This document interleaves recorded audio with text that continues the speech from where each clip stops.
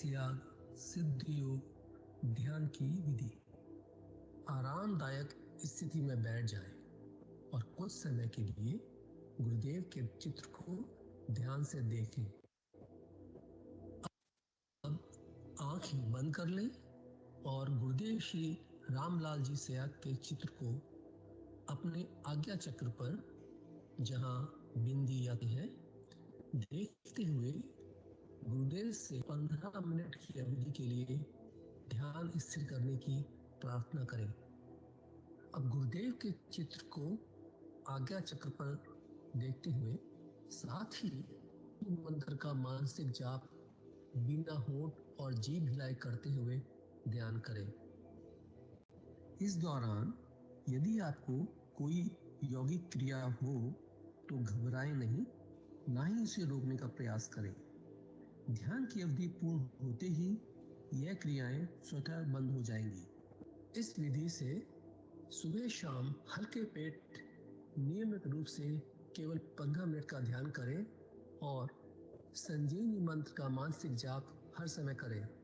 कुछ विशेष ध्यान रखने योग्य बातें।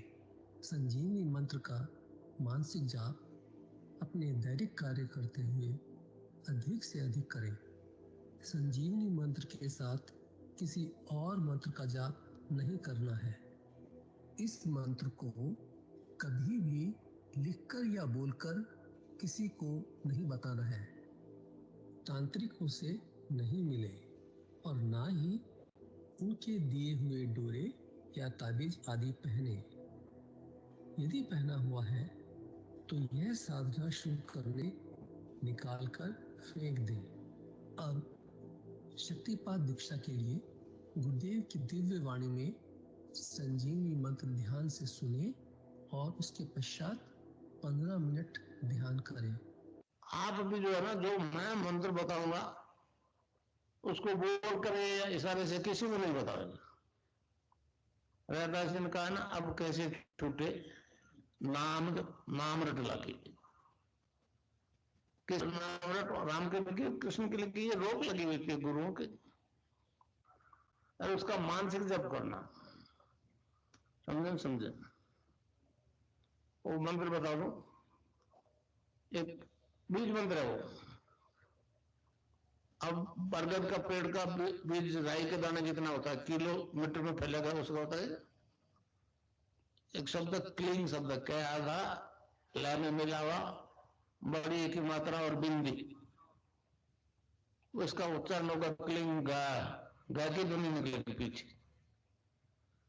आप अंग बोलो, यहां स्ट्रोक लगता है, अंग बोलो। अभी मनी मैंने बोल के देखो, अंग बोलो तो यहां स्ट्रोक लगता है। तो इसमें क्लिंग बार बार आएगा। अब वो लय नहीं बनती क्लिंग एक में, तो हमारे ऋषियों ने इसको जपने का तरीका बताया। Cling Krishna cling, cling Krishna cling. क्री लगनी चाहिए, क्रय नहीं क्री। एक ही मात्रा नहीं लगेगी तो राधा तत्व शामिल नहीं होगा, और राधा बिना कृष्ण आधा। इसमें राधा और कृष्ण का मंत्र है। राधा तत्व है सांसारिक सुख देगी, कृष्ण मोक्ष देगा। और वो नाम बताऊं आपको, उससे पहले एक मर्यादा का वर्णन कर दूं कि जो नाम मैं बताऊं उसको आप बोल करके या इशारे से किसी तरह से नहीं बताओगे। अब वो मंत्र बता दूं तो इसको जपना है आपको, क्लीं कृष्ण क्लीं क्लीं कृष्ण क्लीं क्लीं, ये ना बताओ भाई। जपो क्लीं कृष्ण क्लीं क्लीं कृष्ण क्लीं क्लीं।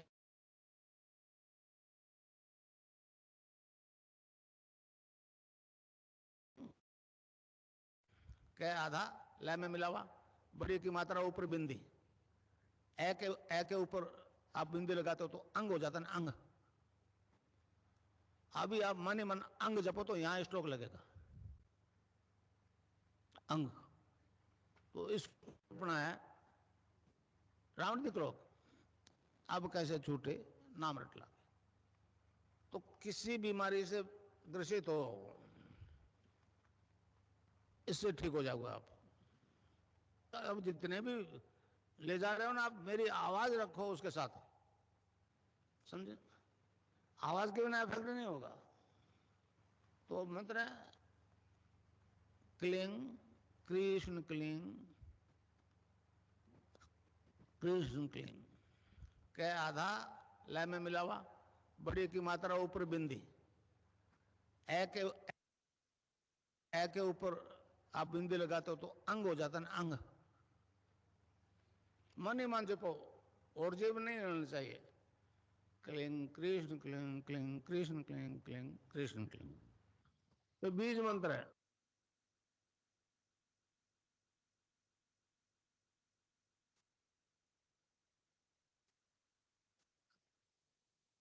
जय श्री गुरुदेव। भैया से आग्रह है दिव्य लेखनी का पठन करें।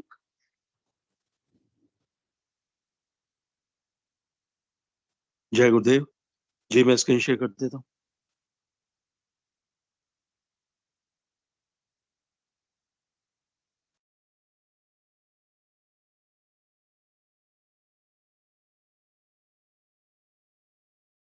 जय देव, जय दादा गुरुदेव, जय गुरुदेव सभी को।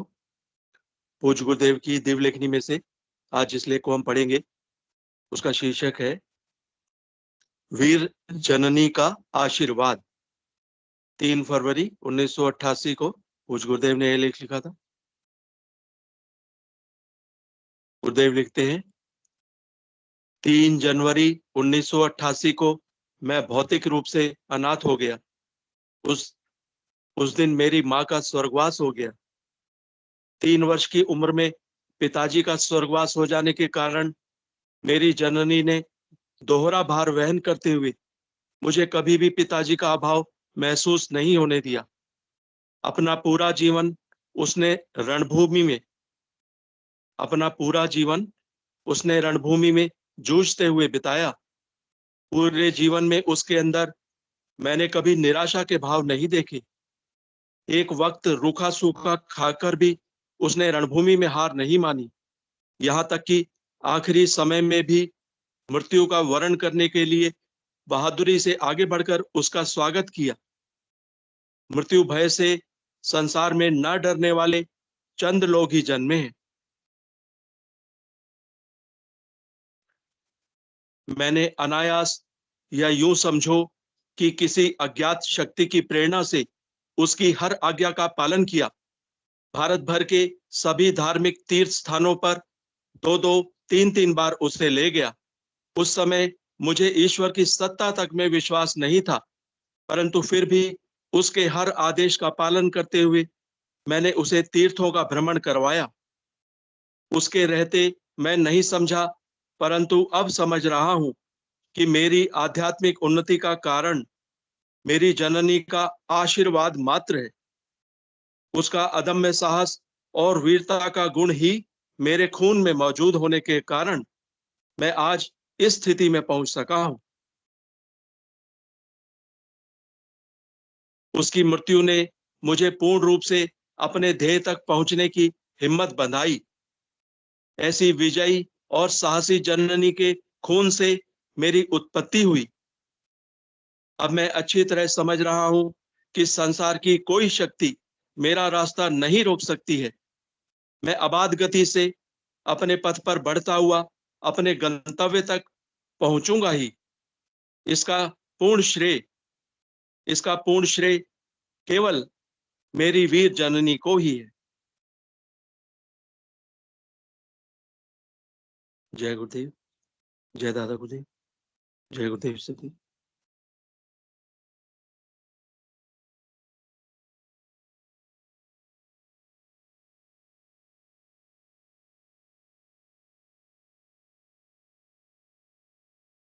जय श्री गुरुदेव। मनोरमा गुरु बहन से आग्रह है मन संचालन का कार्य शुरू करें।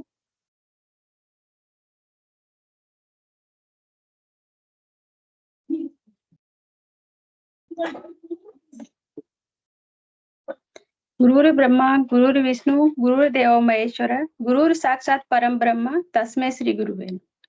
अध्यात्म विज्ञान सत्संग केंद्र जोधपुर के संस्थापक एवं संरक्षक समर्थ सत गुरुदेव श्री रामलाल जी सियाग एवं दादा गुरुदेव की अनुकंपा से चलने वाले इस सामूहिक ध्यान एवं गुरु चर्चा कार्यक्रम में सभी का स्वागत है, हार्दिक अभिनंदन है। ये कार्यक्रम निरंतर गुरुदेव की कृपा से चल रहा है और इस कार्यक्रम का उद्देश्य जो है गुरुदेव की मतलब प्रचार प्रसार, गुरुदेव का प्रचार प्रसार करना है, साथ ही सभी गुरु भाई बहनों का आपसे प्रेम को बढ़ाना है। इसमें किसी व्यक्ति विशेष या समूह विशेष का एकाधिकार नहीं है। ये कार्यक्रम हम सभी गुरु भाई बहनों के और साथ ही हम सभी की आराधना को निरंतरता बनाए रखने के लिए है। जय गुरुदेव। कृपया धर्मवीर जी गुरु भाई का स्वागत है, कृपया मंच पे आए और अपनी बात साझा करें। जय गुरुदेव गुरु बहन। जय गुरुदेव गुरु भाई। जय दादा गुरुदेव। कैमरा भी ऑन कर दे आप अपना। मैं से ठीक है। जी। अभी की अनुभूति है, अभी ध्यान में बैठा था अभी की। जी। 3-4 दिन हो गए थे, अनुभूति हुई नहीं थी, तो मैंने गुरुजी से अर्जी लगाई, गुरुजी 3-4 दिन हो गए हैं, अब तो अनुभूति करवाओ। तो गुरु बहन गुरुजी ने यहाँ पलाना की समाधि पर पहुंचे तो ध्यान में मस्तिष्क में बिल्कुल संदक दिख गई थी समाधि स्थल, और ध्यान में बैठे बैठे फिर मैं ऐसे पूरा मूवमेंट होने लगा शरीर का। फिर गुरुजी ने अनुलोम विलोम करवाया, कपाल भाती करवाया और उज्जयी प्राणायाम करवाया, और एक और होता है वो भ्रामरी। ये चारों प्राणायाम करवाए। फिर गुरुजी को ध्यान में ही धन्यवाद दिया, और फिर ध्यान उठने के बाद फिर गुरुजी के सामने बैठा ही था, गुरुजी को बहुत बहुत धन्यवाद दिया। तुरंत मान जाते हो गुरुजी से बातें भी की। फिर अचानक मेरी हंसी छूट गई, मतलब गुरुजी के सामने ही ऐसे बात करते करते हंसी छूटी ना, तब गुरुजी की आवाज आई ऐसे कि अब क्या चाहिए। फिर मैं गुरुजी आपकी करुणा चाहिए, ऐसे बोलिया नहीं, मैं अंदर से ही बात हो रही थी, गुरुजी आपकी करुणा चाहिए। फिर मेरी आंखों से इतने आंसू आए, रोया, हंसा, और फिर धन्यवाद करके यही था गुरु बहन। जी गुरु भाई, बड़ा ही अच्छा अनुभव है। गुरुदेव के लिए अगर आंसू आ जाते हैं, मतलब गुरुदेव का हमारा मिलन हो जाता है उस दिन, मतलब हमारी आत्मा का उनसे साक्षात्कार हो जाता है। अगर उनके मतलब किसी भी मतलब उनकी अनुभूति से अगर हमारे आंसू निकलते हैं, तो वो तो साधक और उनके बीच की बात होती है, वो दोनों ही समझ सकते हैं इस बात को, थर्ड पर्सन इसको समझ ही नहीं सकता। ऐसा होता ना गुरु बहन की 3-4 दिन हो जाते हैं, तब होती रहते हैं अनुभूति। वैसे तो गुरुजी तो रोज ही दिखते हैं अच्छी तरह, बहुत अच्छी तरह, लेकिन जो अनुभूति का हम आभास करना चाहते हैं ना, वो फिर 2-3 दिन निकल जाते हैं। फिर मैं अर्जी लगाता हूँ गुरुजी का, तो ऐसा होता रहता है। जय गुरुदेव जी गुरु भाई। जी।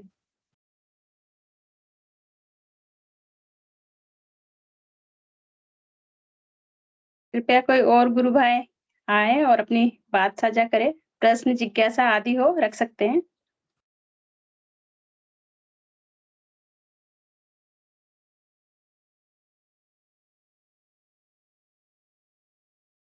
जय गुरुदेव। अगर कोई नया साधक है तो कृपया मंच पे आए।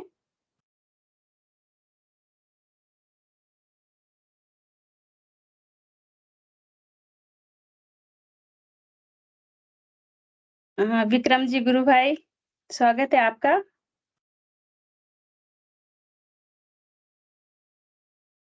जी जय गुरु भाई। गुरुदेव जय गुरुदेव। गुरुदेव। आज बड़ा अच्छा लग रहा, आप मन संचालन कर रही, बड़ा बहुत अच्छा, मुझे तो बहुत खुशी हो रही दीदी। आपका स्वागत, बहुत बहुत आभार आपको।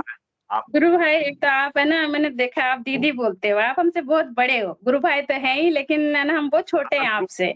गुरु भाई गुरु बहन तो अपना रिश्ता हाँ, है ही। गुरु भाई बिल्कुल। तो वो दीदी, मैं गुरु बहन में आज का अपना अनुभव शेयर करना चाहता हूँ। क्या हुआ कि सुबह अपना ध्यान हो जाता है ना, मैं जुड़ता ही हूँ, हमेशा जुड़ता हूँ। शायद कभी चूक हो जाती तो फिर बाद में दिन निकलने के पहले ध्यान कर लेता हूँ। फिर मुंह हाथ धोते हैं, उसके बाद फिर अपन थोड़ा चाय वगैरह है ना, दूध चाय जो उपलब्ध है वो लेते। तो मैं क्या करता हूँ कि 15-20 मिनट गुरु भगवान के सामने बैठने की कोशिश करता हूँ, मंत्र जाप करता हूँ। तो गुरु बहन आज 15 मिनट मैंने रेगुलर, बिल्कुल तेल की धार की तरह, साइकिल की चैन जैसी गुरु भगवान बताते हैं कि कंटिन्यूज किया गुरु बहन, तो इतना दिव्य नशा आ गया, वो झूम गया उसमें। तो गुरु भगवान जैसे बताते हैं ना कि मैं भी नशा कराता हूँ, लेकिन वो राम नाम का नशा कराता हूँ। तो राम नाम के नशा में बहुत नशा दीदी, और इतना दिव्य आनंद आता है उसमें, इतना कि क्या बताएं, झूम गया मैं, उसी में डूब गया है ना। ऑटोमेटिक आंख बंद हो रही थी और मैं अपने शरीर की गहराई में बहुत अंदर घुस रहा था और गुरु भगवान से यही प्रार्थना कर रहा था, हे गुरु भगवान, सहज समाधि, निर्भीक समाधि आप जो बताते हैं उसका अनुभव कराएं प्रभु। हे दीनबंद दीनानाथ, जो गलतियां हो तो हमें क्षमा करें और हमको वो समाधि का अनुभव करा। मेरी यही विनती चल रही थी। तो इतना दिव्य नशा है गुरु बहन नाम जाप में कि बड़ा आनंद आता है उसमें डूबने का। तो भैया बहुत दिव्य आनंद है, उसका वर्णन कैसे करें। तो मतलब 15 मिनट नाम जाप में कितनी ताकत है कि मनुष्य मतलब इस दुनिया में नहीं रहता। अगर रेगुलर नाम जाप कर ले वो, तो वो और दुनिया में प्रवेश कर जाता है, ऐसा मुझे मेरा अनुभव हुआ आज गुरु बहन। तो राम नाम में बड़ी ताकत है, बहुत आनंद है, परम आनंद है। और फिर अपने गुरु भगवान ने तो कहा अपने हाथों से काम करो और बस मेरा जाप करते जाओ और अपना काम करे जाओ। तो आज का मेरा ये अनुभव था, तो मैंने कहा मैं शेयर करके बताऊं। जय गुरुदेव, जय दादा गुरुदेव। जय गुरुदेव गुरु भाई। इस तरह का अनुभव मेरा भी, कई बार मुझे भी ऐसी अनुभूति होती है कि जब मतलब से अगर नाम जप होता है तो बहुत गहरा ध्यान लगता है और उस समय हम जो है इस दुनिया से, मतलब इस संसार से डिस्कनेक्ट से हो जाते हैं, अलग दुनिया में पहुंच जाते हैं, जो बहुत अच्छी है। उस समय मन करता है कि हम इसमें आए ही ना। मेरा भी ऐसा अनुभव है। जय गुरुदेव गुरु भाई। और कोई आपके पास साझा गुरुदेव। कीजिए। बस इतना ही थी अभी का अनुभव, मैंने कहा शेयर करूं।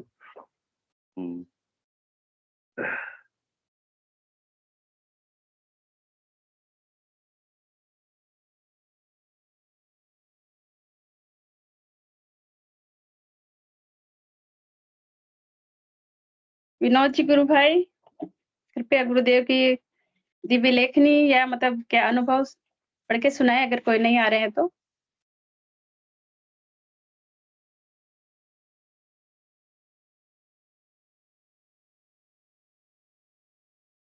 जय गुरुदेव।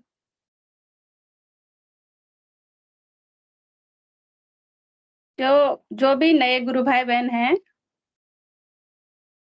मैं उनको थोड़ा सा मतलब सिद्ध योग क्या है, जो भी नए साधक हैं उनके लिए, कि सिद्ध योग एक ऐसी विधि है मनुष्य के क्रियात्मक विकास की, जिसमें समर्थ गुरु जब शिष्य को मंत्र देता है और साधक उसको निरंतर जपता है, तो उसकी मातृ शक्ति कुंडलिनी जागृत होके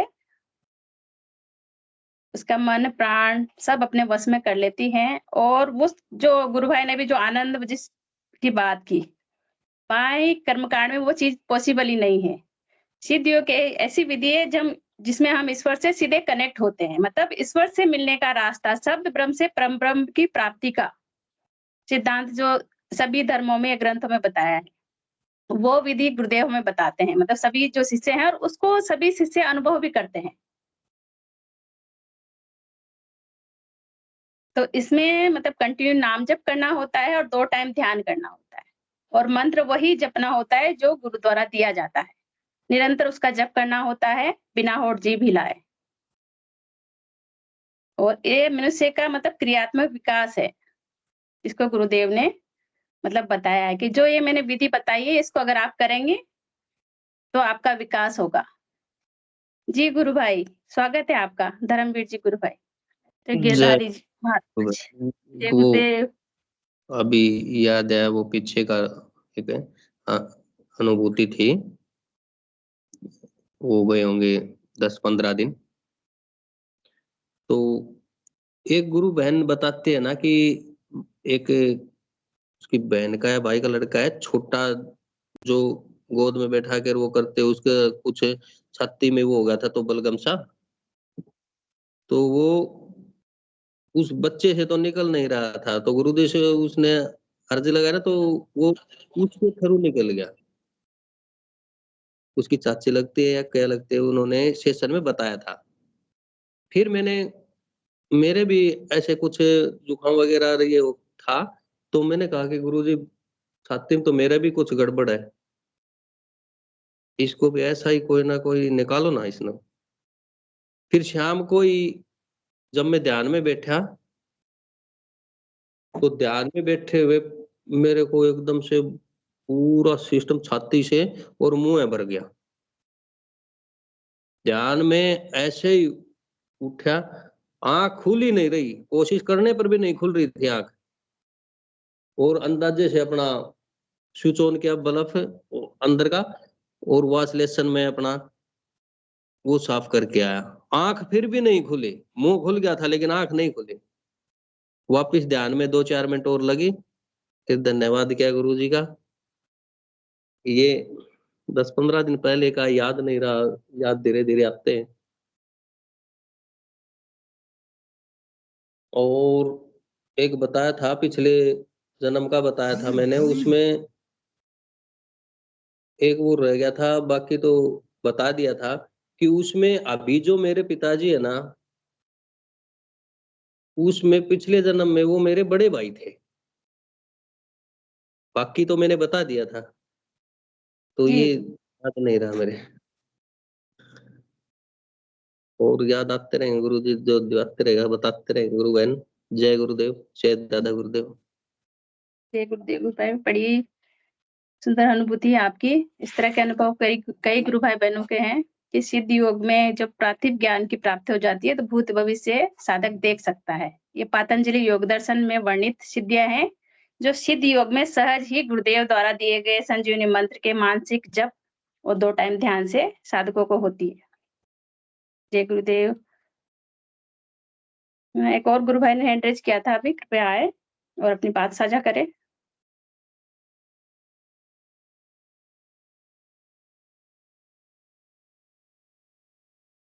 जय गुरुदेव गुरु बहन। जब तक कोई जय आता है मैं स्पिरिचुअल साइंस से कोई लेख पढ़ देता हूँ। जी जी गुरु भाई।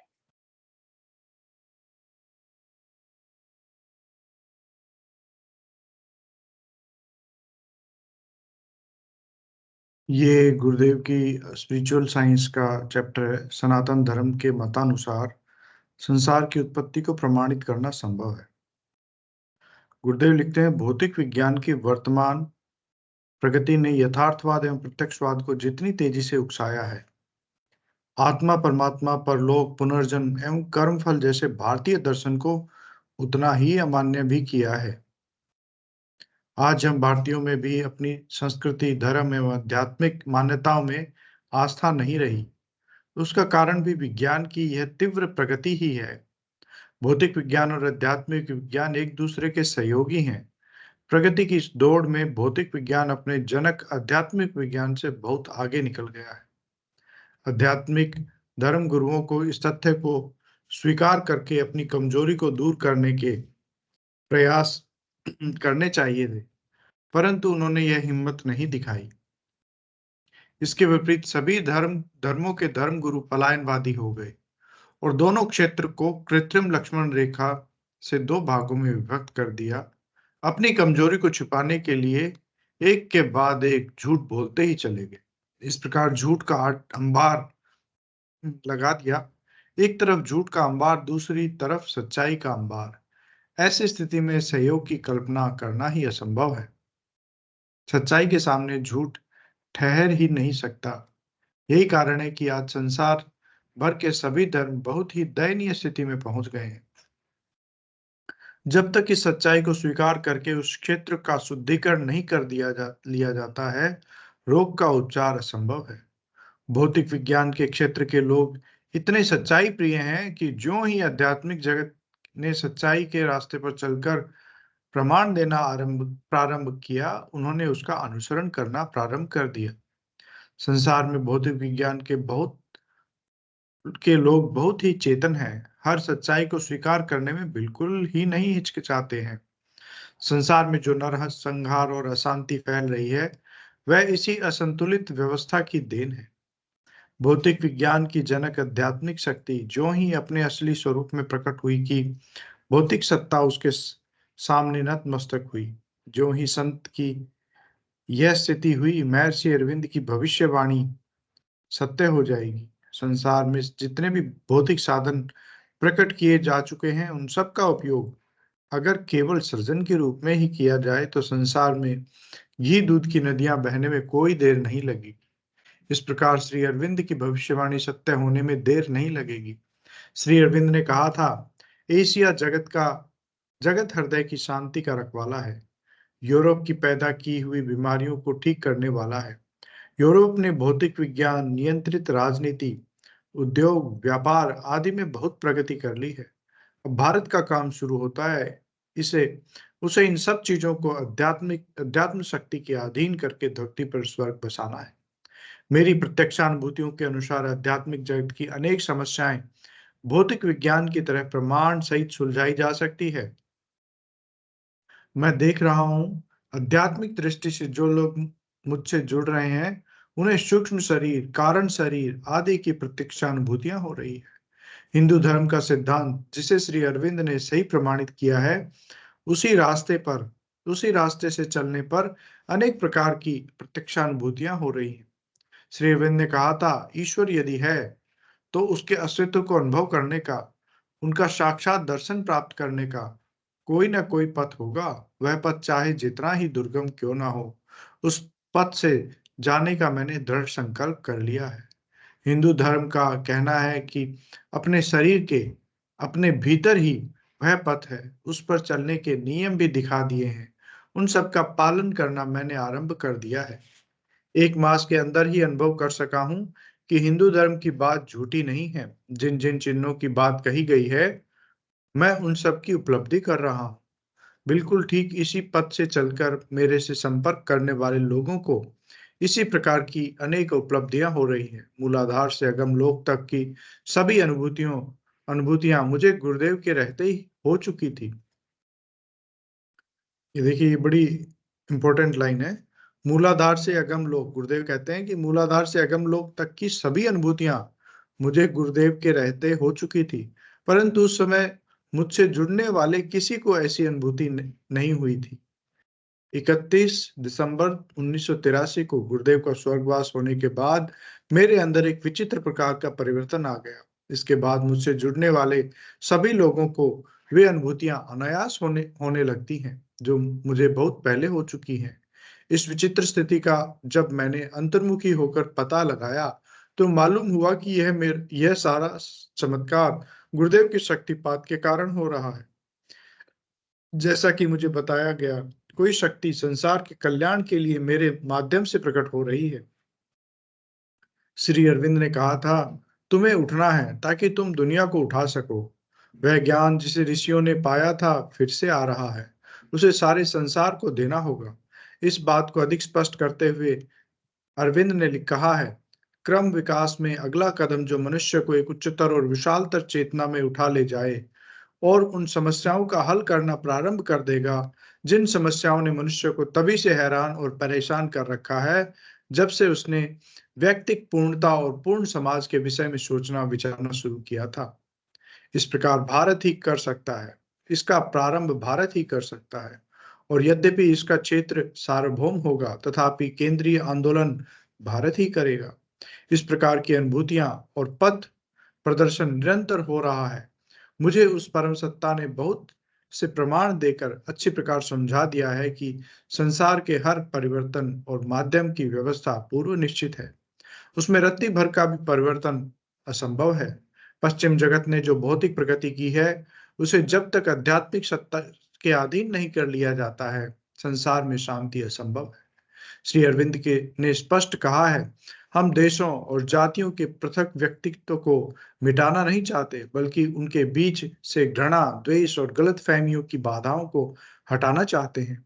मुझे संसार भर के देशों में अधिक समय तक कार्य करने की प्रेरणा है, परंतु पहले कुछ समय तक भारत में ही कार्य करने का आदेश है। श्री मां के अनुसार भारत के अंदर सारे संसार की समस्याएं केंद्रित हो गई हैं और उनका हल होने पर सारे संसार का भार हल्का हो जाएगा।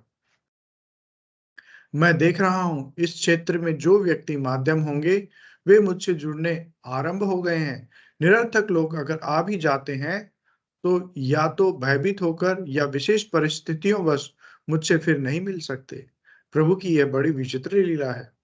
कौन व्यक्ति क्या कार्य करेगा इस संबंध में भी बहुत स्पष्ट दिशा निर्देश मिल रहा है। श्री अरविंद ने स्पष्ट कहा है, एक संपूर्ण आध्यात्मिक जीवन में हर वस्तु के लिए अवकाश होता है। अतः मेरा आध्यात्मिक जीवन कूपमंडूक न होकर तथ्यों के आधार पर खुली किताब है जिसे हर मानव पढ़ सकता है। इसमें धर्म और जाति भेद कोई बाधा नहीं है। समर्थ सदगुरुदेव श्री रामलाल जी सियाग, 11 अप्रैल 1988। बहुत ही दिव्य लेख गुरुदेव ने लिखा है। और अब कोई और गुरु भाई बहन यदि बोलना चाहें तो हम उनका स्वागत करेंगे।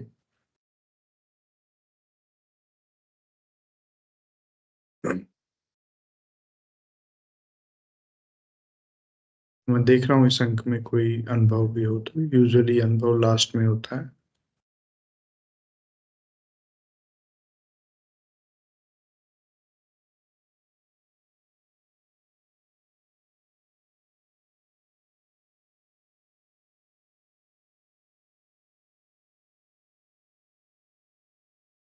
जी, ये अनुभव है गुरु भाई राजकुमार आसवानी का।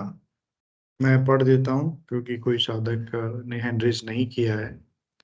इनको बीमारी थी आगोराफोबिया, जो कि एक मानसिक रोग है, उससे इनको मुक्ति मिली। मैं राजकुमार आसवानी, सन ऑफ नारायण आसवानी, बहुत समय से एक प्रकार के मानसिक रोग से पीड़ित था जिसे अगोराफोबिया कहते हैं। इसके लिए मेडिकल साइंस में कोई इलाज नहीं है। मैं 10 साल से इस रोग से पीड़ित था। मुझे बिना कारण बहुत डर लगता था, दिल की धड़कनें बहुत तेज हो जाती थी, असुरक्षित महसूस करता था और मृत्यु का भय लगा रहता था। फिर मुझे डिप्रेशन यानी कि मानसिक अवसाद हो गया। इसके साथ साथ मुझे भीड़ में भी भय लगता था, इसलिए मैंने भीड़ भाड़ वाली जगहों पर जाना छोड़ दिया। मेरी हालत को देखकर मेरे परिवार वाले मुझे बीकानेर के सभी अच्छे डॉक्टरों के पास लेकर गए, पर मेरी हालत में कोई सुधार नहीं हुआ। मेरे सभी प्रकार के मेडिकल टेस्ट करवाए गए, पर सारी रिपोर्ट्स नॉर्मल आई। हमने सब उम्मीदें छोड़ दी और मैं जीवन से हताश हो गया। एक बार मैंने अखबार में एक लेख पढ़ा जिसमें मेरे जैसे ही लक्षण दिए गए थे। उसको पढ़ने के बाद मैंने उस लेख के लेखक डॉक्टर प्रदीप, जो कि जयपुर में मनोचिकित्सक हैं, से संपर्क किया। उनके पास मेरा इलाज 1 साल चला। मैं हर महीने उनकी क्लिनिक पर जाता था। 1 साल बाद उन्होंने मुझे दवाइयों की मात्रा का आधा करने को कहा, पर आधा करते ही सारा लक्षण फिर से वापस आ गए। डॉक्टर ने फिर से दवाइयों की मात्रा बढ़ा दी। मैं बहुत चिंतित रहने लगा क्योंकि इन दवाइयों के बहुत गंभीर साइड इफेक्ट होते हैं। लोग कहते हैं कि भगवान बहुत दयालु है और सबकी पुकार सुनता है, और एक दिन भगवान ने मेरी प्रार्थना भी सुन ली। मेरे एक मित्र ने मुझे गुरुदेव के बारे में बताया। मैंने यह साधना करने का मन बना लिया क्योंकि करने से कोई नुकसान तो नहीं होता। मैं गुरुदेव के एक शिष्य के घर प्रतिदिन जाकर गुरुदेव की तस्वीर पर ध्यान करने लगा। इस ध्यान से मुझे बहुत संतुष्टि मिली और मुझे इसमें आनंद आने लगा। फिर मैंने महसूस किया कि मेरी तबीयत दिन प्रतिदिन पहले से अच्छी होती जा रही है। 2 हफ्ते गुरुदेव की तस्वीर पर ध्यान करने से मेरी सारी समस्याएं गायब हो गई। फिर मैं जोधपुर आया और गुरुदेव से दीक्षा ली। उसके अगले हफ्ते मेरे परिवार के सदस्यों ने भी दीक्षा ली। मतलब इन्होंने 2 हफ्ते पहले गुरुदेव की फोटो पे ही ध्यान किया और उनकी बीमारी ठीक हो गई, काफी सुधार आया उसमें। जो कि मतलब ऐसी मानसिक बीमारियों का तो मतलब जो दवाइयां होती है वो नशा ही होता है, और मतलब जो मुझे व्यक्तिगत समझ में आता है।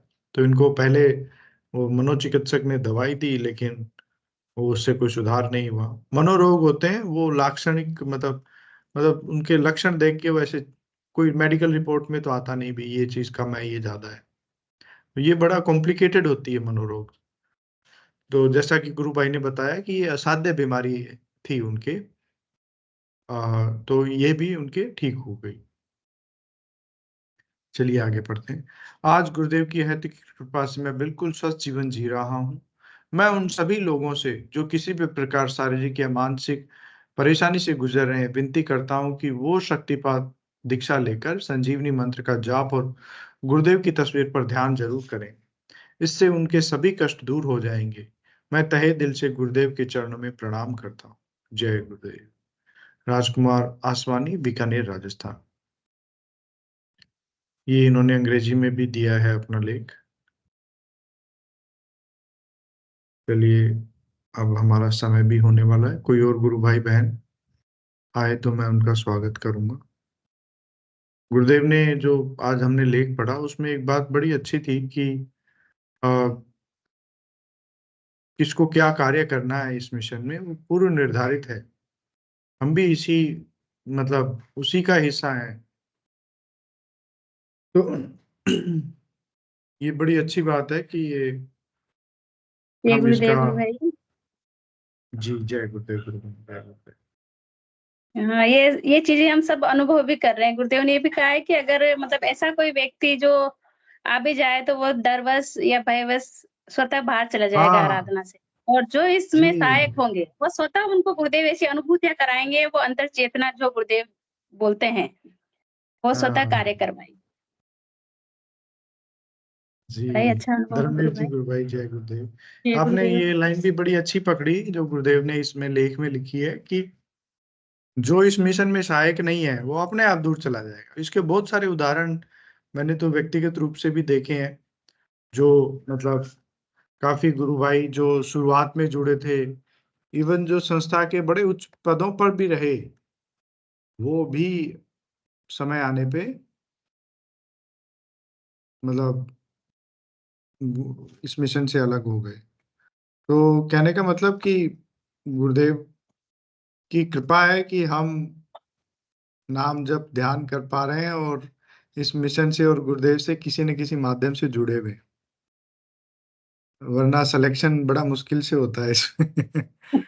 जी जी। हाँ, सबसे बड़ी बात धर्मवीर इसमें यही है कि साधक जो आता भी गुरुदेव की मर्जी से ही है, एंट्री हाँ इनकी मर्जी के बिना पॉसिबल ही नहीं है। हाँ बिल्कुल बिल्कुल। धर्मवीर जय जी, हिंद गुरु भाई गुरु। जय गुरुदेव। आपने हैंड रेज किया था, कुछ कहना चाह रहे हैं आप?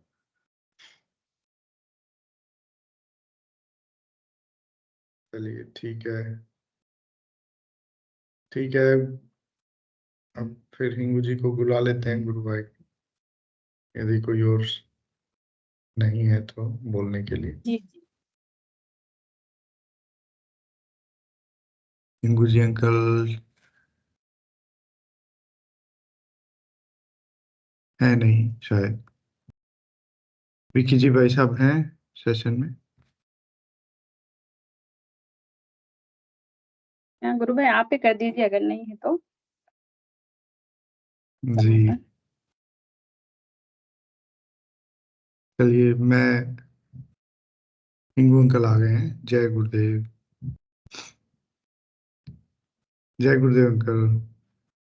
कृपया गुरुदेव को सेशन को गुरुदेव के चरणों में समर्पित कीजिए और हम सभी कृपया अपना माइक और कैमरा ऑन कर लें।